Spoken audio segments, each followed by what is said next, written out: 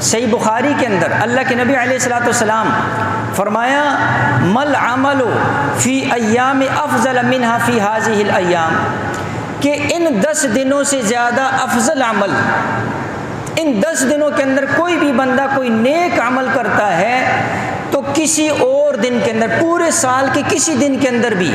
اتنی زیادہ فضیلت حاصل نہیں ہے۔ اب ظاہری بات ہے صحابہ کرام کا مجمع سامنے ہے، اور اعمال کے اندر مشکل ترین عمل جو ہے وہ جہاد ہے۔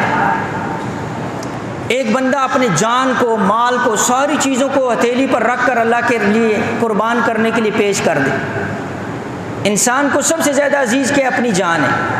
اور جو بندہ اپنی جان کی بھی پرواہ نہ کرے اس کو اللہ کے لیے پیش کر دے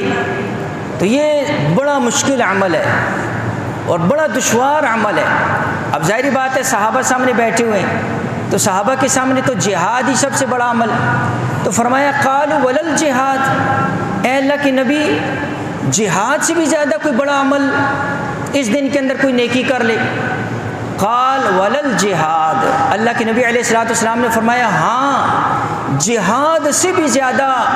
ثواب اور زیادہ اجر ہے ان 10 دنوں کے اندر نیکی کرنے کا۔ لیکن اس کے بعد اللہ کے نبی علیہ الصلوۃ والسلام نے فرمایا الا رجل خرج بنفس یخاطر بنفسه وماله فلم یرجع بشیء، ہاں ایک بندہ ایسا ہے جس کا عمل بڑھ سکتا ہے، وہ کون سا؟ فرمایا جو اللہ کے راستے میں نکلا ہو، جان کو بھی لے کر، مال کو بھی لے کر، لیکن اللہ پر سب کچھ قربان کر دیا، واپس کوئی چیز نہیں لے کر آیا۔